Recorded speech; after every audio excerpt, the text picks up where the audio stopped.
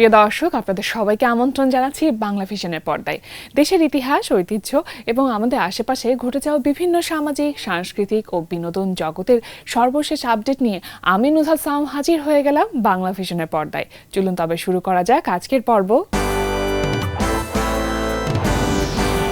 2 দশকেরও বেশি সময় পরে আবারও মঞ্চে এলো নাট্য সংগঠন দেশ নাটকের সারা জাগানো নাটক দর্পণে শরৎ শশী।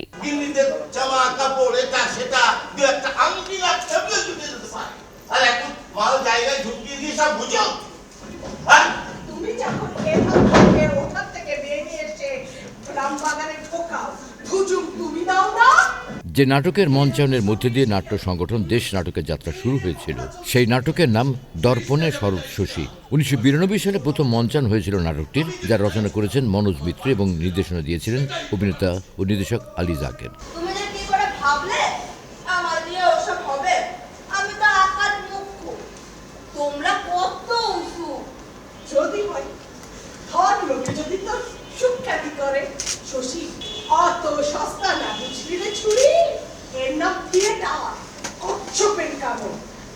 একবার সুখ্যাতি পেলে ওই রংকালি মাখার লোভে আবার আসতে হবে থিয়েটারের দোরগোড়ায়, আসতেই হবে। নাটকের মনোরমা চরিত্রে অভিনয় করেছিলেন ইশরাত নিশাত। তাই ইশরাত নিশাতের স্মরণে 22 ও 23 জানুয়ারি সন্ধ্যায় রাজধানী মহিলা সমিতি মিলনায়তনে এবার দেশ নাটক নতুন করে মঞ্চে এনেছে দর্পণে শরৎ শশী নাটকটির। এই নাটকটি এখনও সমসাময়িক মনে হয় আমাদের কাছে, যে থিয়েটারে এখনও মানুষগুলো কেমন আছে, কিভাবে চেষ্টা করছে।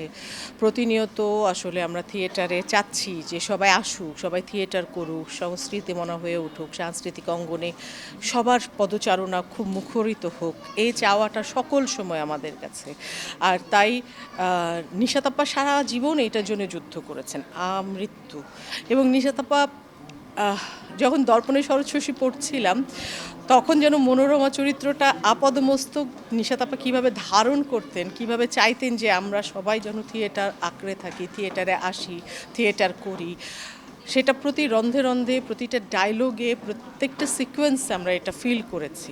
আয়োজনটার নাম দিয়েছি স্মরণে এবং অনুসরণে। এই নাটকে যারা এই 111তম প্রদর্শনী পর্যন্ত যারা অভিনয় করেছিলেন তাদের অনেককেই আমরা হারিয়েছি। যেমন মোহাম্মদ জসিম-উদ্দিন জসিমকে হারিয়েছি, গোলাম ফারুককে হারিয়েছি, সুজাত কবিরকে হারিয়েছি, আমাদের দিলীপকে হারিয়েছি। তারা সবাই এই নাটকে অনেক ভালো অভিনয় করতেন। তো তারা এখন আমাদের এই দেশ নাটকের নীরব সঙ্গী হয়ে আমাদের সাথেই আছেন।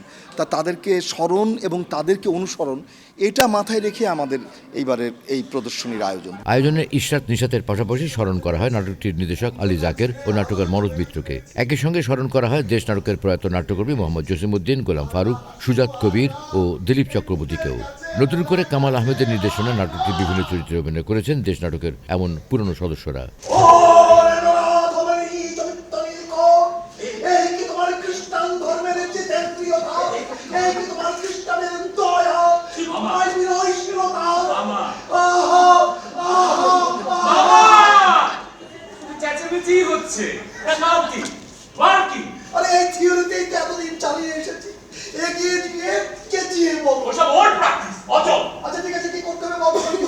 গ্রাম বাংলার ঐতিহ্যকে ধারণ করে শান্তমারিয়াম বিশ্ববিদ্যালয়ে অনুষ্ঠিত হলো 2 দিন ব্যাপী পিঠা উৎসব।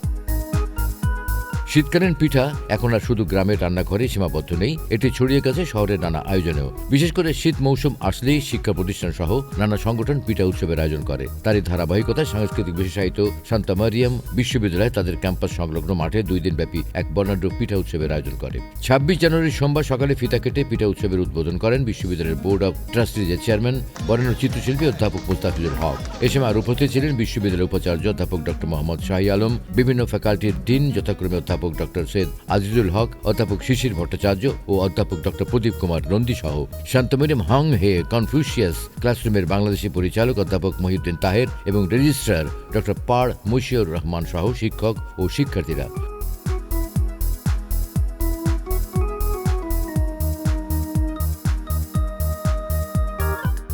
উদ্বোধন শেষে মেলার বিভিন্ন স্টল পরিদর্শন করেন অতিথিরা। কালচারাল বিশ্ববিদ্যালয় হিসাবে আমাদের এই ঐতিহ্যকে ধরে রাখাটা এটা আমাদের দায়িত্ব। অর্থাৎ সেই কারণেই সকল ডিপার্টমেন্ট নিয়ে আমরা এই ধরনের একটা বড়সড় মেলার আয়োজন করেছি। বিগত সময়ে আমরা ডিপার্টমেন্টে করতাম, কিন্তু গত বছর থেকে শুরু করেছি এই ধরনের একটা মেলা। ভবিষ্যতে আরও বড় মেলা করবার আমাদের ইচ্ছা আছে। ইউনিভার্সিটি অফ স্কলার্সে অনুষ্ঠিত হলো EEE ডে। বিশ্বায়নের এই সময় নতুন নতুন প্রযুক্তির সাথে নিজেকে গড়ে তোলার লক্ষ্যে 23 জানুয়ারি শুক্রবার সকালে ইউনিভার্সিটি অফ স্কলার্স প্রাঙ্গণে অনুষ্ঠিত হল electrical and electronic engineering EEE day. আজকের দিনটা আমাদের জন্য বিশেষ একটা দিন। এটা আমাদের ইঞ্জিনিয়ারিং ডিপার্টমেন্টের basically project showcasing, ad making এবং পোস্টার প্রেজেন্টেশন এই দিনে হয়ে থাকে। এখানে পার্টিসিপেট করে আমাদের ইয়াং স্টুডেন্টস যারা নতুন ঢোকে এবং যারা senior students who have already gain some knowledge about electrical and electronic engineering subjects. So তারা এই নতুন স্টুডেন্টদেরকে গাইড করে বিভিন্ন প্রজেক্ট তারা এখানে ডিসপ্লে করে। মেকাট্রনিক্স ক্লাবের আয়োজনে প্রতিযোগিতামূলক এই মেলায় অংশগ্রহণকারী তরুণ ও সম্ভাবনাময়ী উদ্ভাবকদের সবার মধ্যেই ছিল উৎসবের আমেজ। প্রযুক্তি যখন মানুষের কল্যাণকে বাস্তবে রূপ দেয়, তখনই জন্ম নেয় নতুন কোনো উদ্ভাবন। এই মূল মন্ত্রকে সামনে রেখে 3টি ভিন্নধর্মী প্রতিযোগিতামূলক পর্বে মেলাকে সাজানো হয়।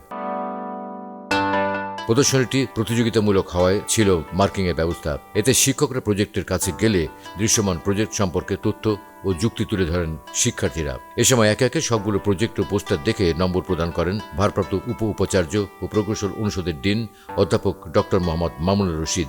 অত্র বিশ্ববিদ্যালয়ের ট্রেজারার ও রেজিস্ট্রার অবসরপ্রাপ্ত captain Mobashwer A Khondokar PSC, BN electrical and electronic engineering বিভাগের প্রধান সহকারী অধ্যাপক শেখ মোহাম্মদ বুলান তসলিম, সহকারী অধ্যাপক সাদিয়া সুলতানা। অত্র প্রদর্শনীর আয়োজক হিসেবে এ সময় আরও উপস্থিত ছিলেন শিক্ষক সঞ্জিদা মুশফিক নোভা, ইমাম হোসেন শিবলি ও মোহাম্মদ মিফতাহুল হক সহ অনেকেই। বর্তমান আমাদের সামনে যে বিভিন্ন রকমের প্রবলেমগুলি আছে, সেই প্রবলেমগুলিকে অ্যাড্রেস করে এরা বিভিন্ন আইডিয়া নিয়ে এসে আমাদের সামনে উপস্থাপন করেছে। আমরা এর ভিতরে বেশ কিছু আইডিয়া একদম যেগুলি হলো আমার কাছে মনে হয়েছে যেটা বর্তমান যে আমাদের সামনে যে প্রবলেমগুলি আছে সলভ করার জন্য, এবং সামনে আমাদের আপকামিং যে বিভিন্ন প্রবলেম আছে এই প্রবলেমগুলি তারা সলভ করতে পারবে। আজকে যে 15টা বা 17টা আমরা প্রজেক্ট দেখলাম, এগুলো সবই বাস্তবসম্মত এবং যেগুলো আমাদের দৈনন্দিন প্রবলেম ক্রিয়েট হতে পারে এবং সলভ করতে পারে, এটা নিয়ে ছেলেরা আমাদেরকে উপস্থাপন করলো। তো এটা এর মধ্যে কিছু কিছু প্রজেক্ট আছে যেটা খুবই ইনোভেটিভ এবং আমাদের দৈনন্দিন জীবনে খুবই প্রয়োজন। দিনব্যাপী এই প্রদর্শনী শেষে বিকেলে বিজয়ীদের হাতে পুরস্কার তুলে দেন অতিথিরা। বাংলাদেশ শিল্পকলা একাডেমির জাতীয় চিত্রশালা মিলনায়তন সহ ঢাকার বেশ কয়েকটি ভেন্যুতে চলছে আন্তর্জাতিক আলোকচিত্র উৎসব ছবি মেলা।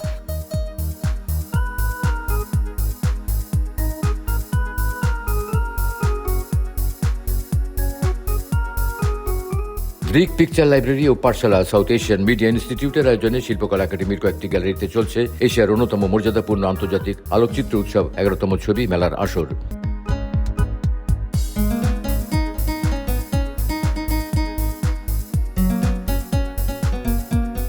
2 বছর পর আয়োজিত এবারের ছবি মেলার মূল প্রতিপাদ্য পুনঃ। শব্দটি ছোট হলেও এর ভাবগত বিস্তার গভীর। পুনঃ বলতে বোঝায় আবার শুরু করা, নতুন করে ভাবা কিংবা ভিন্নভাবে সামনে এগিয়ে যাওয়া। এই ভাবনাকে কেন্দ্র করে সাজানো হয়েছে এবারের প্রদর্শনীগুলো। 5টি মহাদেশের 18টি দেশ থেকে আসা 58 জন শিল্পী তাদের আলোকচিত্র ও ভিজুয়াল কাজ নিয়ে অংশ নিয়েছেন এই আয়োজনে।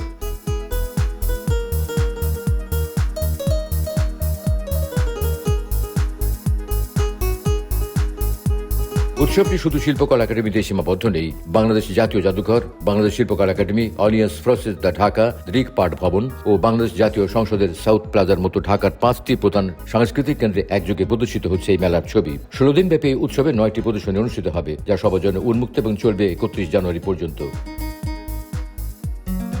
জমকালো আয়োজনের মধ্য দিয়ে যাত্রা শুরু করলো নতুন উদ্বোধনী আয়োজন।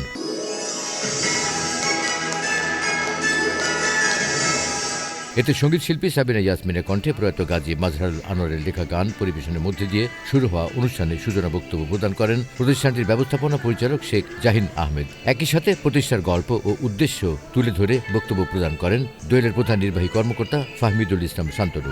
এরপর মঞ্চে জাদুর ছলা কলায় মুগ্ধতা ছড়ান বিশ্ববরেণ্য জাদুশিল্পী জুয়েল আইচ। বেশি আলোতে আর সামনে যারা আছে তারা ধোয়ার বন্ধও পাবে। আমার হাত পুড়ে যাচ্ছে। এইভাবে করে বাংলাদেশে বড় বড় মিডিয়া যেমন ডেইলি স্টার, প্রথম আলো, এই সমস্ত প্রতিষ্ঠান যখন উঠছিল তখন দোয়েল ওটিটি যে সব সাহস নিয়ে নেমেছে, আমি তাদেরকে স্যালুট জানাই।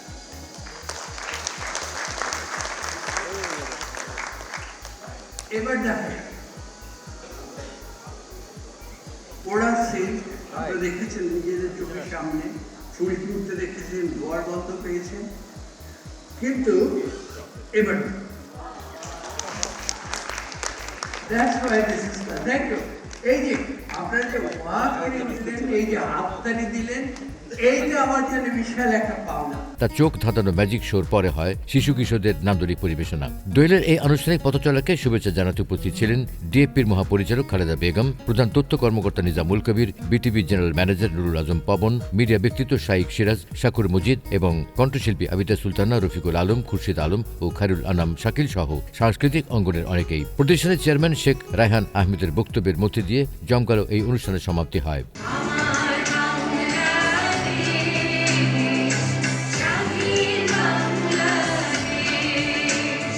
নিজের লেখা ও সুর করা নতুন গান ঘুরে দাঁড়ানোর স্বপ্ন নিয়ে দর্শকদের সামনে এলেন সঙ্গীতশিল্পী ডক্টর আনিসুর রহমান রানা।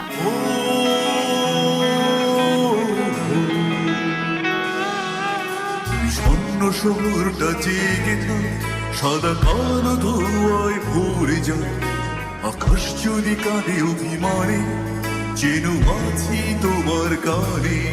একে একে 8টি মৌলিক গানের পর 9 নম্বর গান ঘুরে দাঁড়ানোর স্বপ্ন নিয়ে আবার হাজির হলেন কানাডা প্রবাসী বাংলাদেশি রক ঘরানার সঙ্গীত শিল্পী আনিসুর রহমান রানা। শিল্পী আনিসুর রহমান পেশায় একজন চিকিৎসক হলেও তার ধ্যানে ও জ্ঞানে মিশে আছে সঙ্গীত, তাই গানকে ভালোবেসে সৃষ্টি করছেন রক ঘরানার নতুন নতুন বাংলা গান। বাংলা সংস্কৃতিকে সবার মাঝে ছড়িয়ে দিতে অনলাইনের পাশাপাশি স্টেজ শোতেও রয়েছে তার পরিবেশনা।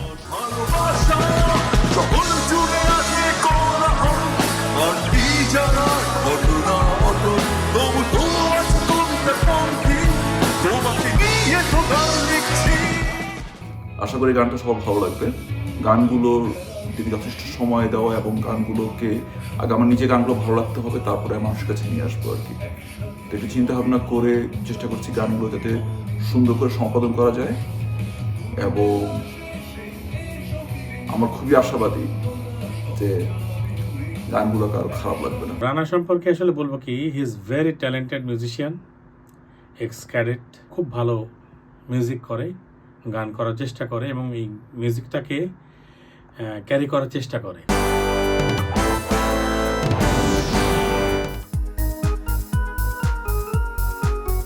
26 জানুয়ারি শুক্রবার বিকেলে অলিয়াস ফ্রসেস দ্য ঢাকার গুলশান শাখায় চলছে ইনটু মাই লাংস শিরোনামে গবেষণা ভিত্তিক একটি শিল্প প্রদর্শনীর আয়োজন করা হয়, যার মূল বিষয় বাংলাদেশের কটন স্পিনিং শিল্প এবং বিসিনোসিস নামক পেশাগত ফুসফুস রোগ নিয়ে, যাতে টেক্সটাইল শ্রমিকদের জীবনযাপন এবং বাস্তব অভিজ্ঞতাকে সামনে তুলে ধরা হয়েছে। শুধু তাই নয়, এটি সম্ভাব্য প্রাণঘাতী ফুসফুসের রোগ যা কটন ধুলোতে দীর্ঘ সময় কাজ করার ফলে কটন ও জুট স্পিনিং মিলের শ্রমিকদের প্রভাবিত করে। শিল্পী আইমান আল আজরাক এবং ইমানুয়েল সেদিনের উদ্যোগে আয়োজিত প্রদর্শনীটি প্রযোজনা ও কিউরেশন করেছেন ফৌজিয়া মাহিন চৌধুরী। সবার জন্য উন্মুক্ত প্রদর্শনী চলবে 7 ফেব্রুয়ারি পর্যন্ত। প্রদর্শনীটা একটা বিশেষ প্রদর্শনী যেটি বেসড অন একটা অকুপেশনাল লাং ডিজিজ, এবং এই অকুপেশনাল লাং ডিজিজটার নাম হচ্ছে বিসিনোসিস বা বাইসোনোসিস, যেটা তুলার যারা শ্রমিক আছে তাদের হয়।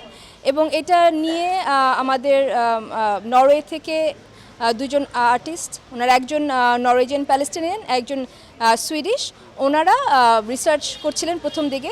এই ডিজিজটা যেটা নিয়ে বাংলাদেশে কখনো কথা হয় না, যেটা সম্বন্ধে কোনো রকম আলোচনা এমনকি কোনো অ্যাওয়ারনেস নেই, আমাদের কালেকটিভ ইগনোরেন্স আছে।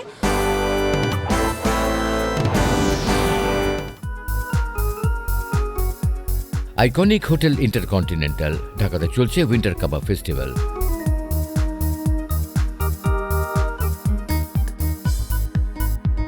22 জানুয়ারি বৃহস্পতিবার সন্ধ্যায় হোটেলে ফেস্ট নিয়ে সংক্ষিপ্ত আলোচনার পর ফিতা কেটে ফেস্টের উদ্বোধন করেন অতিথিরা।